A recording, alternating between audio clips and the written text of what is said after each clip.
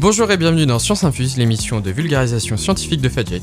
Aujourd'hui nous sommes avec Florian, Magali, Adrien et moi-même, Corentin, et nous allons vous parler de Stephen Hawking, d'infos insolites, des records de la science humaine et des vaccins.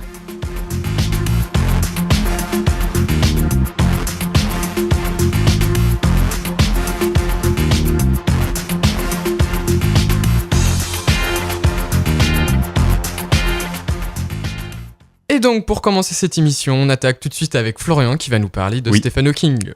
Exactement. Alors Stephen Hawking, c'est un scientifique très connu, je pense que vous en avez déjà entendu parler. Oui.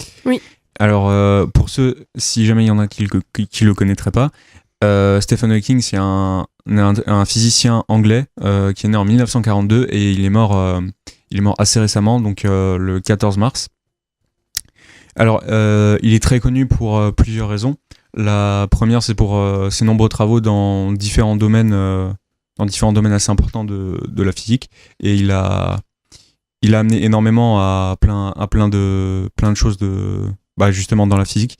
Après, il est aussi connu pour avoir Vulgarisé. Ouais, c'est ça, ouais. En fait, tous les travaux qu'il a fait, il a réussi à les vulgariser, que ce soit dans des livres, des émissions ou des émissions radio, si ça se trouve.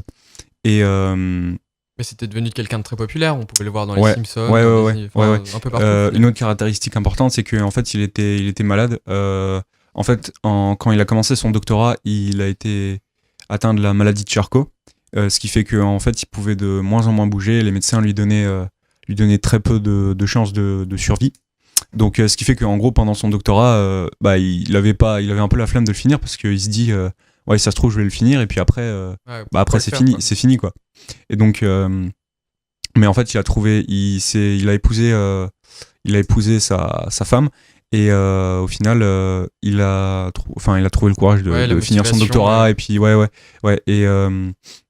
et du coup, malgré sa maladie, il a commencé son doctorat, donc il a apporté énormément dans tout ce qui était les trous noirs, et l'astrophysique en général. Donc les trous noirs, pour ceux qui savent pas, c'est un objet dans l'espace. C'est très dense, et en fait ils sont noirs parce qu'il y a rien qui s'échappe d'eux. En fait, ils sont tellement lourds que tout ce qui est attiré par eux, ça a une force de gravité telle que en fait on peut jamais en sortir. Du moins, c'est ce qu'on pensait jusqu'à ce que Hawking s'y intéresse dans les années 60, où il a réussi à démontrer. Déjà, auparavant, il avait réussi à démontrer que l'univers avait un début, qu'on appelle aujourd'hui le Big Bang, qui est la théorie la plus utilisée dans le milieu, et qu'il aura une fin, et donc cette fin, ça pourrait être les trous noirs. Et du coup... La fin de l'univers, c'est ça que tu veux dire ? Exactement. Okay. Ouais, on ne sait pas encore dans combien de temps, mais c'est un truc qui pourrait se produire. Donc les trous noirs, il s'y intéressait, et il a remarqué que, en fait, par la théorie, il y avait quelque chose qui s'échappait de ces trous noirs, mais on ne savait pas encore quoi. Donc il a étudié, et en fait il s'avérait que c'était un rayonnement, et ce rayonnement, il porte depuis qu'il l'a découvert, il porte son nom, c'est le rayonnement de Hawking. En fait, il y a des particules qui s'échappent de l'attraction des trous noirs. Alors une autre grande branche où il s'est intéressé à un des problèmes les plus majeurs de la physique encore actuelle, c'est la gravitation quantique.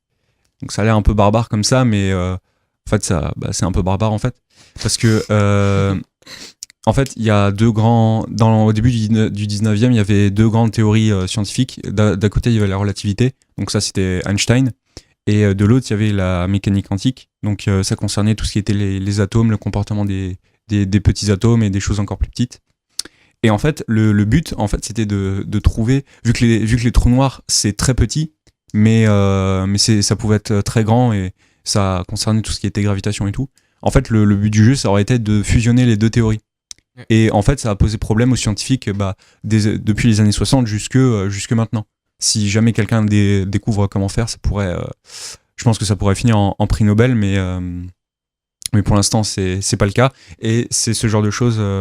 Mais au final, c'est un peu la même idée que Einstein avec l'onde et la lumière. Il essaie de mélanger deux choses qui étaient reliées. Oui, alors... Dans l'idée, pas oui, dans l'idée. Dans l'idée, pour la lumière, ça a marché parce que, en fait, il y avait beaucoup de scientifiques qui pensaient que c'était une onde, et d'autres qui pensaient que c'était des particules. Et au final, il s'avère que c'est un mélange des deux, en fait. Et donc ils essaient de faire un peu pareil pour la gravitation quantique, mais c'est un peu plus compliqué que ça. Encore plus. Exactement. Mais voilà, donc Stephen Hawking, il a apporté beaucoup à ces domaines-là. Après, c'était un grand fan de science-fiction. Donc il a, vu qu'il avait une image assez internationale, il a très vite dépassé les cadres de la physique.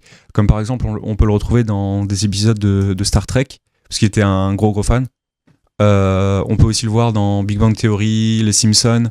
Et plus récemment, il y a un film qui lui est dédié. Il date de 2015, je crois. Et il s'appelle Une brève histoire du temps, il me semble. Une merveilleuse, il me semble. Ouais. C'est avec celui qui joue dans Les Animaux Fantastiques. Ouais, c'est ça. Oui. Bah, en fait, d'ailleurs, il a eu l'Oscar du meilleur acteur pour avoir interprété Stephen Hawking, ouais.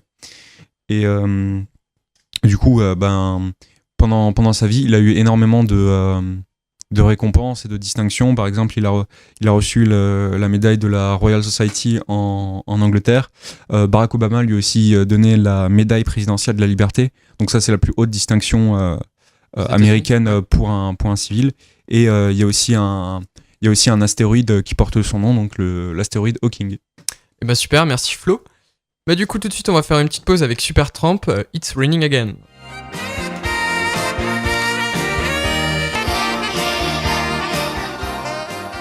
Bonjour et bienvenue ou re-bienvenue dans Science Infuse, donc l'émission de vulgarisation de Fadjet. Et tout de suite on attaque avec Adrien qui va nous parler de...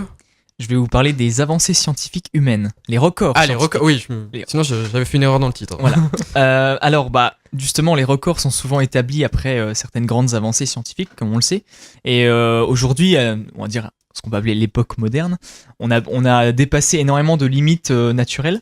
Donc par exemple, je vais commencer par... une d'entre elles, donc je vais pas tout de suite vous dire ce que ça concerne. Donc si je vous dis qu'en 1956, le Bureau international des poids et mesures a défini une seconde comme étant la durée de 9 192 631 770 périodes de la radiation... De césium. Laisse-moi finir. Allez. Pardon, donc de la radiation correspondant à la transition entre les niveaux hyperfins F3 et F4 de l'état fondamental 6s1,5 de l'atome de césium-133. C'est pas faux. Ouais. Voilà. C'est très compliqué, mais en fait, c'est pas si compliqué que ça. Alors en fait, je vais expliquer un petit peu la phrase qu'on a vue au-dessus, que je viens de dire. Dans le monde tout autour de nous, les atomes, ils possèdent différents états possibles, en gros. Ils peuvent être au repos, donc c'est ce qu'on appelle l'état fondamental, et ils peuvent avoir des états excités. Donc en gros, et cette excitation, elle peut être provoquée par une onde électromagnétique, donc encore un mot un petit peu barbare, mais une onde électromagnétique, ça peut être de la lumière, tout simplement. Et dans leur état excité, les atomes, ils sont, on va dire, instables, et ils vont donc revenir vers un état stable en libérant l'énergie qui a été fournie par l'onde électromagnétique. Et donc, il va y avoir une oscillation entre ces deux états. Donc, les atomes vont passer d'état stable à excité, revenir à état stable, être réexcités. Et cette oscillation, elle peut être mesurée par un appareil de mesure, une machine. Et donc, c'est le principe en fait d'une horloge atomique. Donc, on a utilisé l'appareil du césium. On a utilisé l'atome de césium-133. Donc, est-ce que vous connaissez la précision de l'horloge atomique qui a été construite? Ça doit être du... 10-12. 9 chiffres après la virgule. 10-12 quoi. 9 chiffres après la virgule. Eh bien, c'est presque ça. C'est presque ça. Alors en fait, on estime qu'en 15 milliards d'années, donc si on laissait l'horloge pendant 15 milliards d'années sur Terre, ce qui va être un peu compliqué à mettre en pratique, mais on estime que cette horloge, elle accusera un retard de 1 seconde. Donc c'est plutôt précis. Et en fait, ce principe-là, il est aussi utilisé, c'est un peu différent, mais c'est utilisé aussi dans les montres que tout le monde porte au poignet, les montres à quartz. En fait, dans les montres à quartz, c'est une petite lamelle de quartz. En fait, la pile que vous mettez dans votre montre, elle va fournir de l'énergie à cette petite lamelle qui va se mettre à osciller. Et en fait, cette lamelle, elle aussi a une fréquence qui est déterminée. C'est comme pour le césium en fait. Le césium, l'oscillation des différents états se fait de manière fixe. Il n'y a pas d'incertitude là-dessus, ou très peu en tout cas. Et donc pareil, pour cette lamelle de quartz, elle va vibrer à une fréquence très précise. Et donc c'est cette fréquence qui est utilisée comme étalon, on va dire, par votre montre pour vous donner le... Ouais, c'est ça qui fait avancer la trotteuse. Voilà, exactement. Ouais, ok. Alors ensuite, un autre record, si on peut dire ça. À votre avis, quel est l'endroit le plus chaud dans l'univers ? Et quelle est la température dans l'univers? Ouais. On va dire quel a été l'endroit le plus chaud, on va dire, ces quelques dernières années. Ah. Et quelle température est-ce qu'il a atteint? Je sais pas, la plus grande étoile jamais découverte. Je sais pas, je dis ça. Corentin, une proposition? Je sais pas, quand il y a une nova, quand tout explose. Une supernova, une bonne idée. Magali? Je sais pas du tout. Alors, on va dire le centre du Soleil, déjà, notre Soleil, donc le nôtre, il atteint 15 millions de degrés, donc vraiment au centre. Les étoiles les plus chaudes de l'univers ou notre galaxie, elles peuvent atteindre plusieurs centaines de millions, voire plusieurs milliards de degrés. Donc c'est le cas par exemple des étoiles à neutrons. Mais sur Terre, au CERN, on a fait au CERN, bon, c'est un centre d'études pour ceux qui connaissent pas. Et en gros, il y a ce qu'on appelle par exemple le LHC, c'est des grands des collisionneurs. Voilà, en gros, c'est des collisionneurs. Alors c'est un peu compliqué à expliquer. C'est juste un donut. Voilà, c'est comme un donut. Ouais. Et en fait, on fait circuler dedans des particules, de la matière à très grande vitesse, et on les fait du coup se heurter.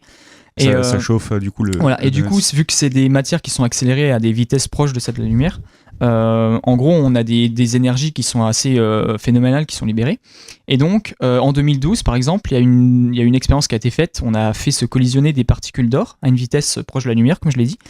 Et la température mesurée à ce moment-là était de 4000 milliards de degrés centigrades. Centigrades. Degré normal, voilà. Ok, d'accord. Si tu préfères. Ou Kelvin. De toute façon, à 4000 milliards, Kelvin. Ouais, c'est pas.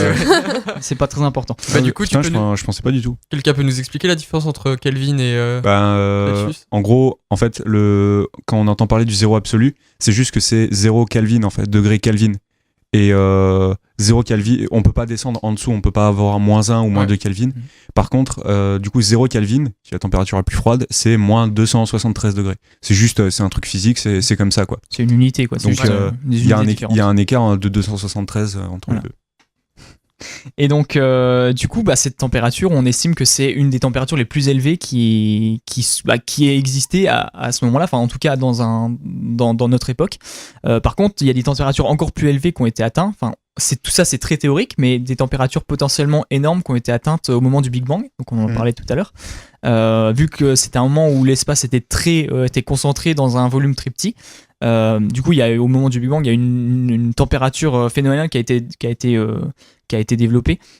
Donc les estimations théoriques s'élèvent à 10 puissance 32 degrés. Donc c'est un 1 avec 32 zéros derrière. C'est un peu beaucoup. Et tout ça, c'est très théorique. Voilà. Mais en tout cas, voilà, sur Terre, on a réussi à faire on se débrouille pas trop mal, on va dire. Merci Adrien. Tout de suite, on fait une petite pause. On se retrouve après avec la deuxième partie des records de la science. Et on parlera de nouvelles insolites. Mais tout de suite, on écoute Anida Dollard de Allo et Black. Et rebonjour, vous êtes toujours sur Science Infuse dans l'émission de vulgarisation scientifique de Fadjet. Et on était en train d'écouter Adrien qui nous parlait des records de la biologie, des sciences humaines, de la science humaine.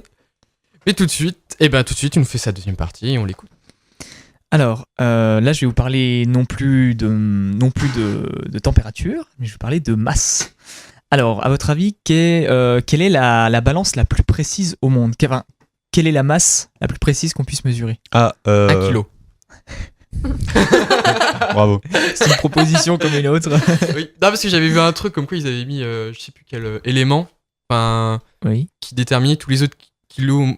Enfin, ils avaient mis 1 kilo d'un élément, je sais plus où, et qui sert de référence à tous les autres kilos du monde. Ah oui, c'est le kilo étalon en gros. Oui, voilà. Oui. Mais je me souviens plus. C'est celui qui permet aux machines d'être calibrées en gros. Mais là, c'est la précision qui nous intéresse. C'est 10 puissance -12 grammes. J'avais pas compris la question. Alors, c'est plus petit que ça. -15. C'est plus petit que ça. 18. C'est plus petit que ça. 21. C'est plus petit que ça. 40. Non. Alors, je vais te le dire, c'est 10 puissance -27 kilos. Alors en fait, c'est une unité qui vous dit probablement rien parce qu'elle est tellement précise, tellement minuscule que c'est très rarement utilisé. Alors en fait, ça s'appelle un yoctogramme, 10 puissance -27 kilos. Et en fait, c'est un appareil de mesure qui a été construit en se basant en fait sur les nanotubes de carbone. Donc, c'est des structures composées de carbone qui ont été mis au point il y a quelques années déjà. Et on commence à en trouver plein d'utilités dans les différents milieux scientifiques. Et donc en fait, en gros, on a mesuré les variations microscopiques de ce nanotube de carbone quand il est soumis du coup au poids d'une certaine particule.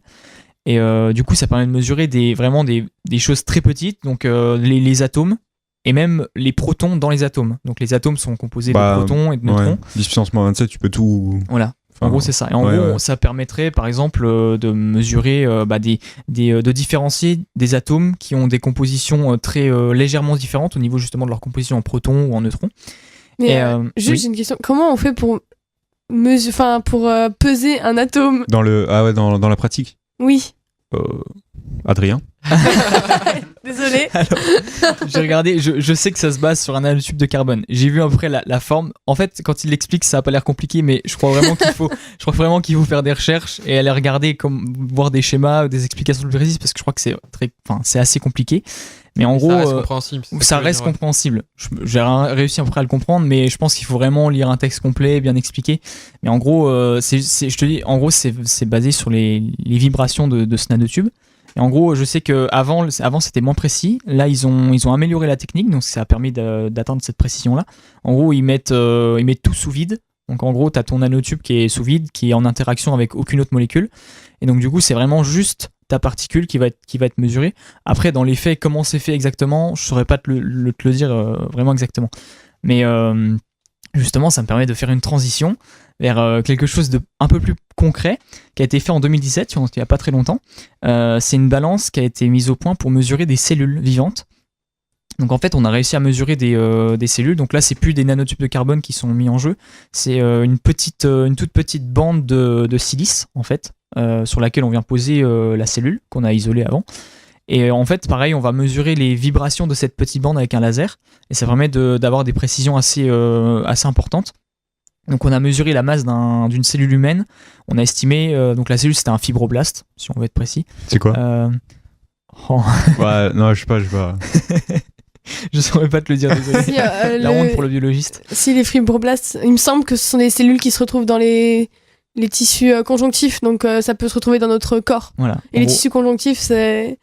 Par exemple, on en a sous la peau du tissu conjonctif. Okay. C'est du tissu un peu de remplissage, si on peut dire ça, on en a partout dans notre corps. Je pense que c'est une cellule qui est assez représentative, ils ont pas pris une cellule une cellule moyenne, si on peut dire ça comme ça.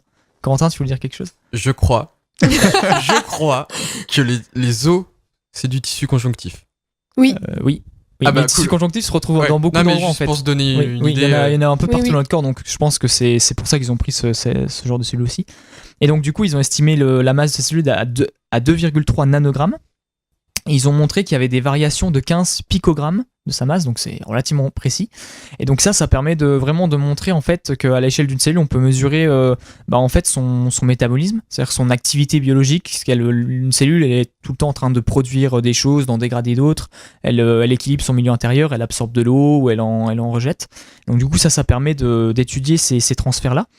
Ça peut aussi évaluer par exemple l'étendue d'une infection virale.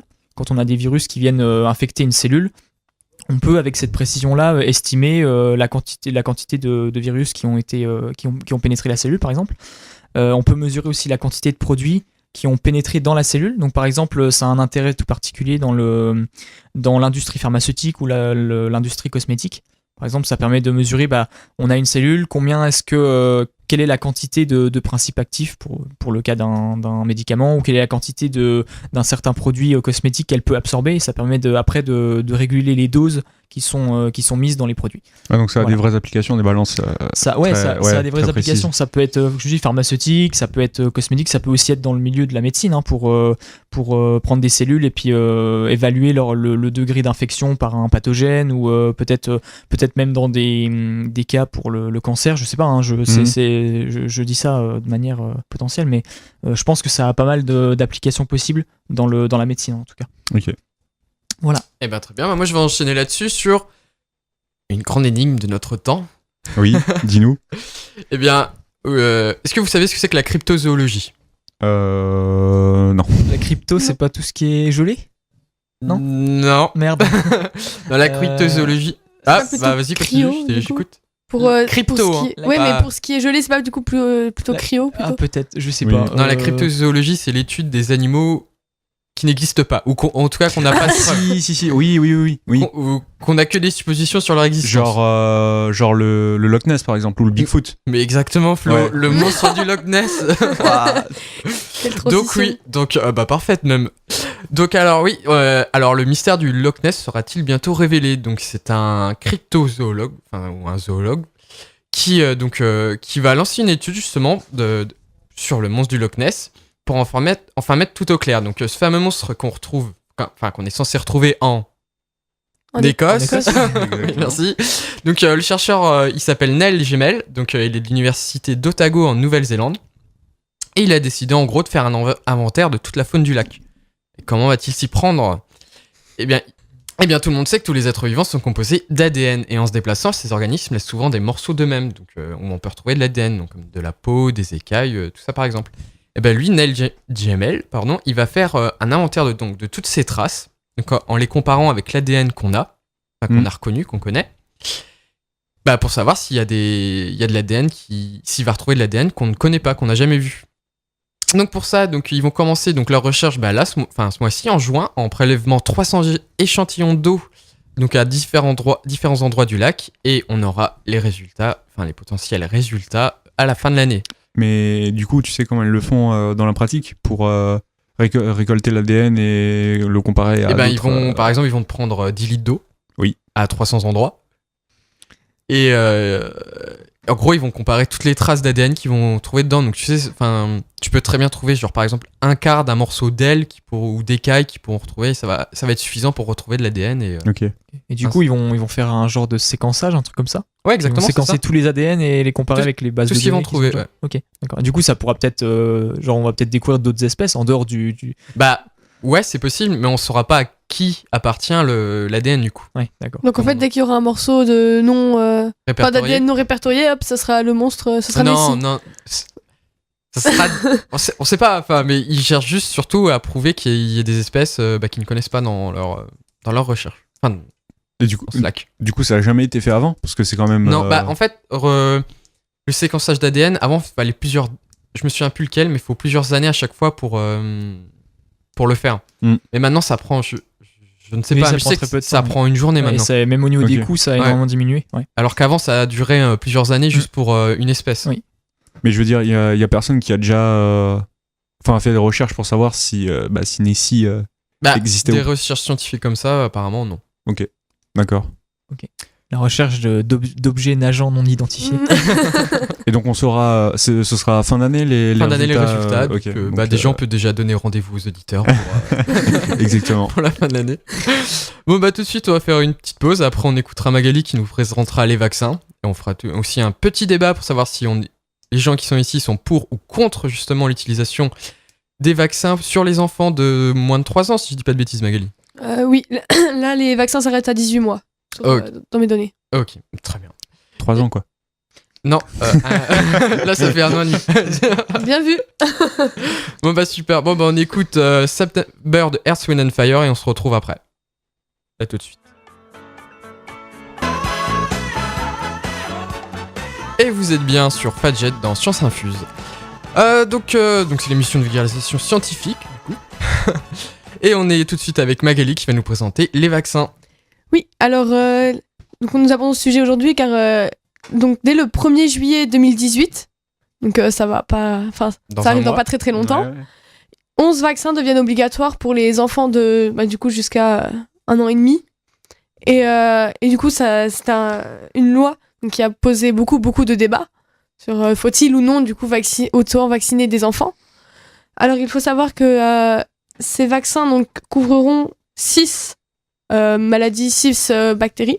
Donc ils vont couvrir la coqueluche, qui est une infection respiratoire, la rougeole, qui est une fièvre éruptive, avec des boutons sur le corps et donc de la fièvre, l'hépatite B, qui est une inflammation du foie.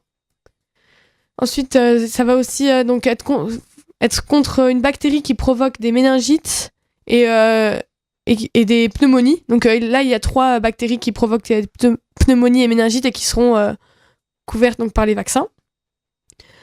Donc dès l'âge de 2 mois, les enfants auront une injection contre 6 de ces maladies.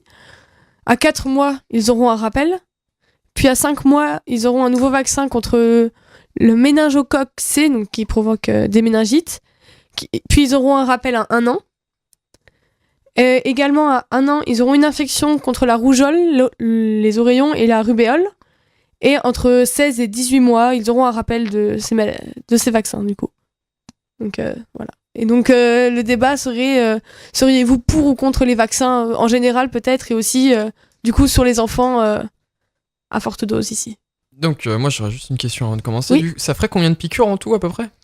Alors il parle d'une injection à chaque fois, donc là sur mes données ça ferait 3. Ouais. Après il y en aura peut-être plus que dont je ne sais pas, dont je n'ai pas connaissance. Donc 3 en gros en 6 mois, c'est ça? 3 donc entre 2 mois et 18 mois, donc Ok. en 16 mois. Bon alors, Ok. on va commencer avec un tour de table, genre. Alors Adrien, pour ou contre? Et pourquoi surtout? Pour ou contre les vaccins en général? Bah ouais, on va faire un tour de base comme ça. Je pense évidemment pour. Parce Ouais. que ça a prouvé par le passé que c'était Bah, efficace on a éliminé des pour maladies, éradiquer des maladies mortelles. Enfin, voilà, quoi. Ça, je pense que les preuves scientifiques sont formelles.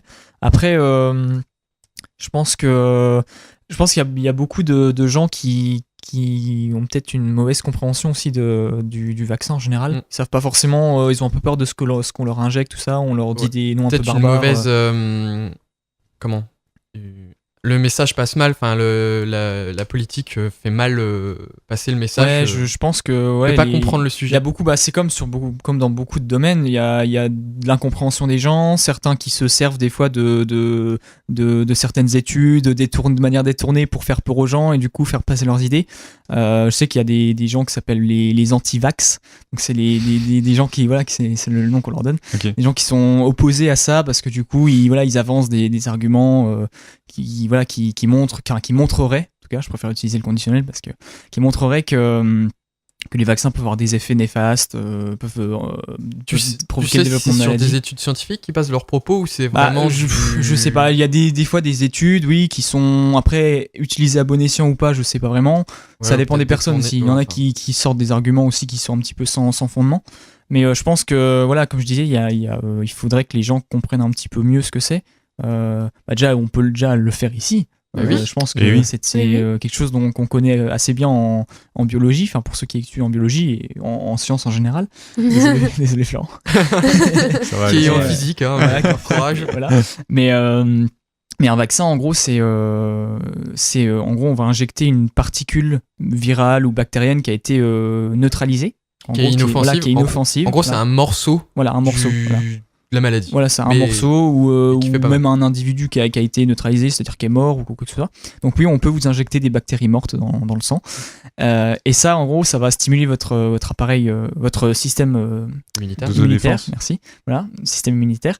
Et donc du coup, votre système immunitaire va reconnaître ces micro-organismes, il va produire des anticorps. Donc des anticorps et des cellules spécialisées qui permettent de lutter plus efficacement contre ces bactéries-là.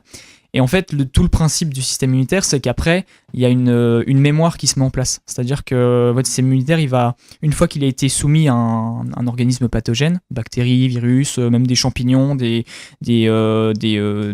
ce qui ne devrait pas être dans votre corps est Voilà, considéré exactement. comme élément pathogène. Exactement.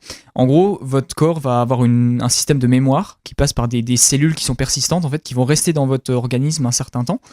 Et du coup, ces cellules, si votre corps est soumis de nouveau à ce pathogène-là, il va du coup s'activer et du coup, ces cellules vont rentrer en jeu beaucoup plus vite et va permettre une réponse meilleure. Donc, d'où l'intérêt des vaccins et d'où l'intérêt des rappels aussi. Parce que ces cellules, elles sont durables dans le temps, mais elles ont quand même une certaine durée de vie. Et c'est pour ça, c'est l'explication des rappels, c'est parce qu'il faut régulièrement resoumettre notre corps à ces infections, et donc du coup qu'il y ait production de nouvelles cellules, des cellules mémoire qu'on appelle. Voilà. Et alors, il faut aussi savoir que pour qu'une maladie soit éradiquée, il faut que environ 95% de la population soit vaccinée. Donc c'est pour ça ici justement que ces vaccins-là sont imposés aux enfants. Ouais. Oui, parce que en fait le problème était que les enfants étaient ceux qui étaient le moins vaccinés, donc ils étaient le plus vulnérables du coup à ces maladies. Et la meilleure façon en soi de les éradiquer était de vacciner les enfants pour qu'ils fassent partie, qu'ils augmentent le pourcentage de personnes vaccinées pour le faire atteindre les 95. Après, faut pas se dire non plus que, par exemple, ce soit les enfants qui soient les plus fragiles, parce qu'ils vont acquérir, en fait, il y a deux types de système immunitaire. Il y en a un qui est acquis, en gros, par les parents. Donc, ce qui fait que, en gros, je vulgarise, mais genre, quand vous allez avoir un enfant, et votre système immunitaire, ou du moins une partie, va être donné à cet enfant. Mais il y a Ce certaines... sera l'inné, ça, non, du coup? Oui. Mais oui. Et du coup, il y en a un deuxième qui permet de... En fait, c'est celui qui va reconnaître une nouvelle bactérie, un nouvel élément pathogène et qui va faire en sorte de s'adapter. Donc c'est d'où l'intérêt des vaccins. C'est ce que j'ai expliqué juste avant, pour bien comprendre. Voilà. Et du coup, ouais, comme tu disais, je pense que c'est important que ça se fasse assez tôt, parce que le système immunitaire, l'importance, je pense, est primordial que ça se fasse vraiment à une période assez précoce de la vie de l'enfant, quoi. Quand on est je viens du cours. Quand on est jeune, on a plus de, on va dire, de zones qui produisent des anticorps. Oui. Du coup, c'est vraiment le moment où on est le mieux protégé. Et plus on vieillit et plus on perd justement de ces zones. Du coup, Flo, tout à fait. Alors moi, celui qui n'est pas en biologie, qu'en penses-tu? Exactement. Donc moi, je suis pour parce que réfère Adrien. Voilà. Je vais m'arrêter là. Non, mais de mon point de vue, moi, j'y connais pas plus que les autant que les non biologistes. Je pense que c'est quand même. Après, c'est un défaut quelque part que au final, parce que c'est pas qu'un truc réservé aux biologistes, au final ça concerne tout le monde. C'est dommage que au final. Justement. Après, je connaissais le principe de on injecte un morceau bénin de la maladie dans le corps pour avoir des réponses du système. Mais oui, donc en soi, je pense que c'est une bonne chose. Après, j'ai déjà entendu des arguments contre et je les comprends comme des complications suite au vaccin, des maladies, des effets secondaires ou ce genre de choses. Mais je suppose que, j'ai pas les chiffres, mais je suppose que ça doit être anecdotique comparé aux vies que ça aurait pu sauver. Ouais. Donc moi je vais dire pour, du coup. Voilà. Alors, moi je suis un peu mitigée parce que je suis d'accord que les vaccins sont très utiles, mais d'un autre côté, alors après je sais pas s'il y a eu des études sur ça ou non, mais est-ce que les enfants, à 2 mois, avoir une injection contre 6 maladies d'un coup, est-ce qu'il y aurait pas des répercussions derrière? Parce que même si je sais très bien comment sont faits les vaccins, j'ai eu des cours dessus. Mais quand même, je resterai toujours sceptique, je pense, dessus, même si j'entends très bien les arguments. Même si on te dit qu'il y a, je sais pas, après je connais pas le taux de réussite, parce qu'on l'a pas encore fait, mais au niveau des tests, ils ont dû faire des tests, c'est sûr, ils ont pas... Ah oui, non mais, je sais très bien qu'ils se disent pas, allez, on va mettre des vaccins. Après, il va y avoir une génération manquante. Oui, donc voilà, et bon, je me dis, au pire, faut que ça arrive, on verra bien ce que ça donnera. Et voilà. Mais après, c'est quoi qui te pose problème? C'est genre le fait qu'on injecte 6 pathogènes d'un coup? Ouais, aussitôt. Ouais. Parce qu'il n'y a pas que le pathogène dans le vaccin, il y a aussi d'autres éléments. Et ce serait compliqué, ces éléments, ils seraient compliqués pour le bébé, du coup? Justement, je sais pas. J'ai pas vu donc je préfère rester faut savoir que mitigé. dans un vaccin, comme on disait tout à l'heure, il y avait des particules neutralisées, mais après, on met d'autres choses aussi.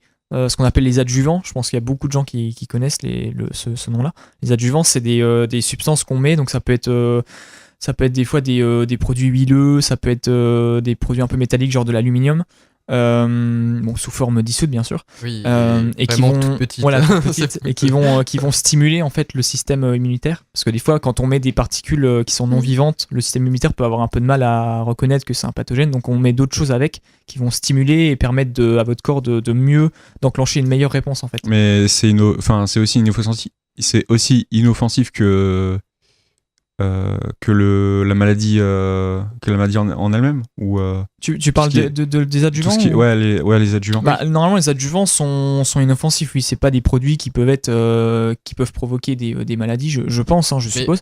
Par exemple pour l'aluminium, j'ai vu que c'était des très petites doses, genre très inférieures à ce qu'on peut absorber chaque jour dans notre alimentation ou par rapport à l'environnement. Après, vraiment, tout ce qui est pathogène, c'est ce qui ne devrait pas être dans ton corps. Donc si je sais pas si quelque chose ne devrait pas être dans ton sang, même si c'est inoffensif, va falloir qu'il dégage. Je suis pas sûre.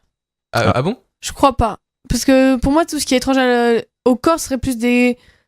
ça constituerait du coup le xénobiote. Donc xénobiote, c'est toutes les particules en fait dans notre corps qui nous sont étrangères. Donc le suffixe xéno, on peut le retrouver dans xénophobe. C'est une histoire de taille. Mais pathogène, je suis pas sûre. Pour moi, pathogène, c'est forcément qu'il attaquerait notre système. Alors qu'il peut être très bien inoffensif, je crois. Pathogène, il peut être inoffensif aussi, mais c'est une question de taille, donc je ne me souviens plus la mesure. Mais oui, il y a en dessous d'une certaine taille, les éléments ne sont plus pathogènes. Oui. Des aptènes. Ok. On appelle ça des aptènes. Merci Adrien. Et aussi, j'avais une question. Est-ce que, parce que je le sais pas, hein, donc c'est vraiment une question innocente. Est-ce que ces adjuvants peuvent provoquer des allergies ou tu sais pas Bah, je pense que c'est des produits relativement neutres qui sont introduits. Je te dis, je sais qu'il y a des produits métalliques en général. Oui, il y aura toujours des après, voilà, et puis il y a toujours y avoir, c'est comme en médecine en général, hein, les vaccins, c'est le même problème, c'est que quand on donne des médicaments ou des choses comme ça, la majeure partie du temps c'est bénéfique. Après, à côté, il y a forcément, peut potentiellement y avoir des effets secondaires, il peut y avoir des pathologies qui sont développées. Donc je pense que c'est comme tout. Il y a peut-être des études qui doivent être mises en place pour, ou des recherches pour que les vaccins soient peut-être plus adaptés à chaque personne ou à des catégories de population ou ce genre de choses. Eh bien, merci à tous et tout de suite, on fait une petite pause avec Midnight City M83.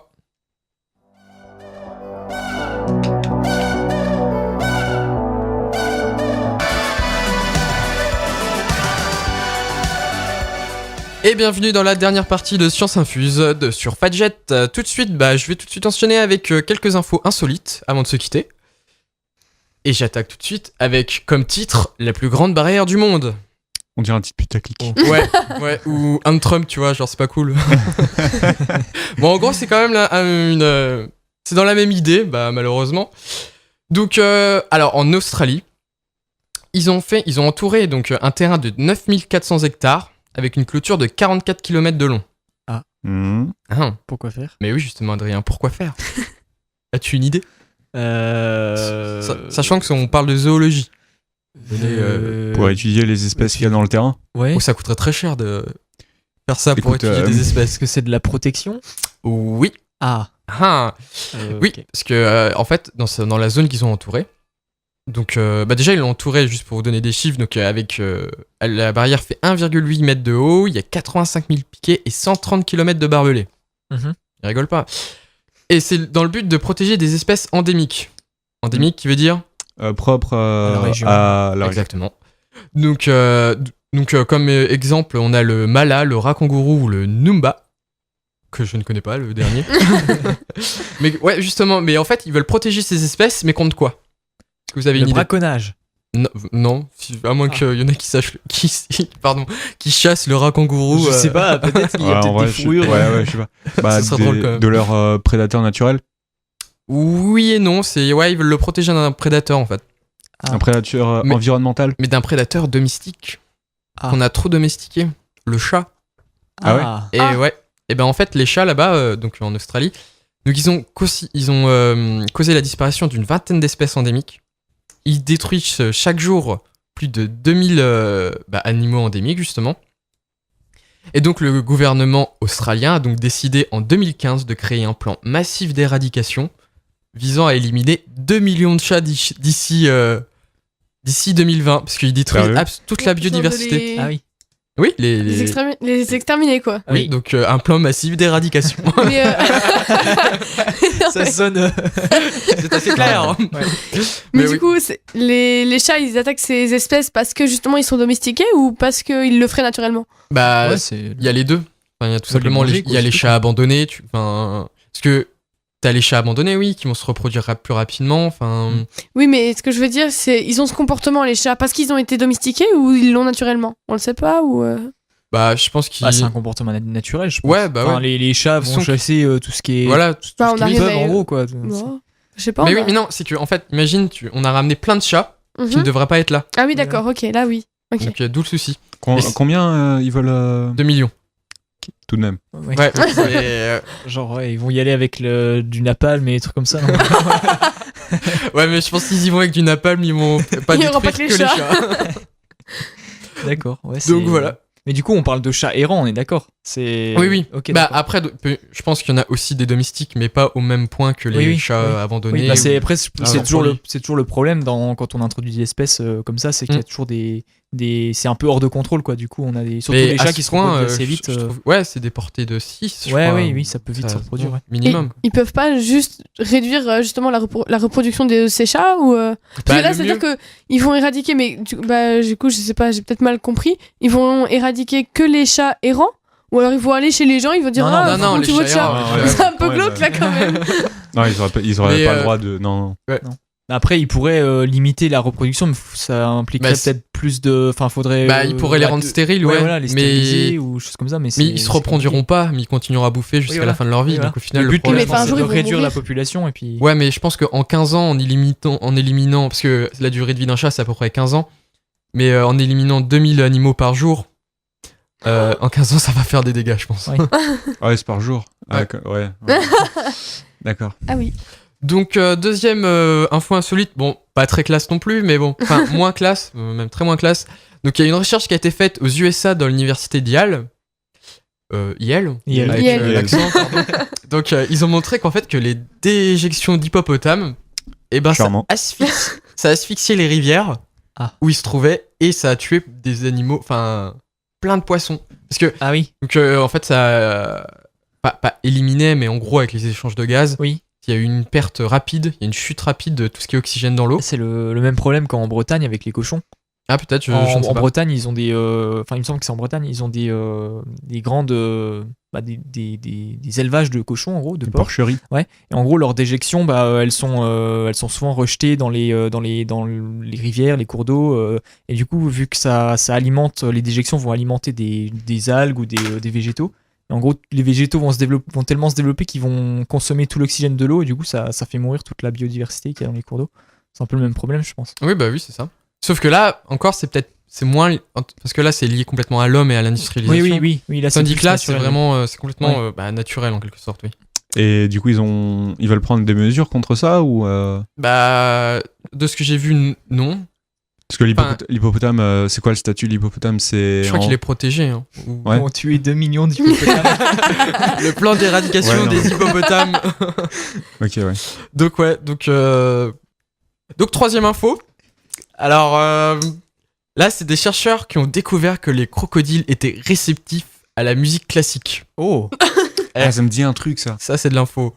Ouais. Donc, à votre avis, comment ils ont fait, tout simplement? Ils ont mis dans l'eau, genre un émetteur de son dans l'eau et puis ils ont... Non. Ok. Ça fait une grosse soirée musique classique à côté, hop. Ouais. Non, ils ont fait... En fait, ils ont... comme un peu pour l'homme, pour étudier leur cerveau. Ils font comment? Ils mettent des électrodes dessus et... Ouais. Non, un scanner. IRM. IRM, voilà. Ouais. Oui. Ouais. Et donc, du coup, ils ont mis des crocodiles en IRM. Mm-hmm. Et donc, ils leur ont fait écouter du Jean-Sébastien Bach. Et en fait, il y a plein de zones similaires de leur cerveau, qui est similaire à celle des oiseaux qui sont réceptifs à la musique, et même aux mammifères, donc à nous. Ils ont découvert que ils étaient aussi réceptifs, du coup. Et ça montre, en gros, que nous sommes dans la classification, donc on est bien les mammifères, donc nous, les humains, on est très proches, donc tout ce qui est crocodile et des oiseaux, grâce à la musique, grâce à Bach. Ah, parce que j'avais demandé en fait à quoi ça sert, parce que... Oui. C'est souvent qu'il y a des études comme ça qui montrent des similitudes au niveau des zones cérébrales. Genre, on voit qu'on pourrait pouvoir un peu à quel moment de l'évolution il y a certaines zones qui se sont développées et du coup...